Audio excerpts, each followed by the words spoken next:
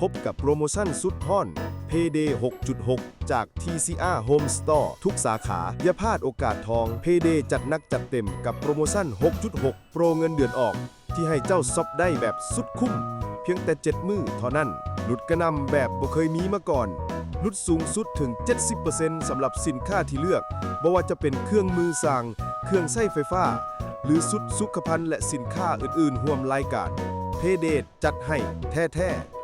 พิเศษสุดๆ ฟรีค่าสูง20กิโลเมตร ซื้อครบ3,500,000 กีบ ถ้ากาย20กิโลขึ้นไป คิดไล่เพิ่ม 13,000 กีบต่อกิโลบ่ว่าเจ้าจะอยู่ไส Payday 6.6 จัดการส่งสินค้าให้ฟรีบ่ต้องกังวลเรื่องค่าส่งอีกต่อไป โปรโมชั่นนี้มีเพียง7มื้อเท่านั้น อย่ารอซ่า7มื้อเท่านั้น โปรโมชั่นสุดพิเศษ Payday 6.6 นี้มีเพียงแต่วันที่6-12 มิถุนายน 2025 นี้เท่านั้น แล้วมาสอบเลยก่อนสินค้าจะหมดโอกาสแบบนี้บ่ได้มีมาเรื่อยๆเด้อ